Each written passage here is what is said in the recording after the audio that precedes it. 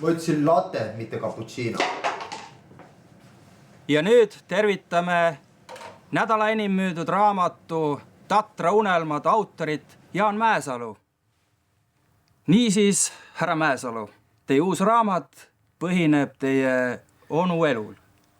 Jaa, 80ndate lõpp oli minu onu jaoks väga raske aeg. Ta isegi ei suutnud toita oma perekonda. Kuid see kõik muutus, kui ta hakkas kasvatama Tatart. Tatar päästis minu onu elu. See on väga huvitav lugu. Aga kuidas te kommenteerite, et lähtudes statistikast Eestis 90ndatel Tatart üldse ei kasvatatud?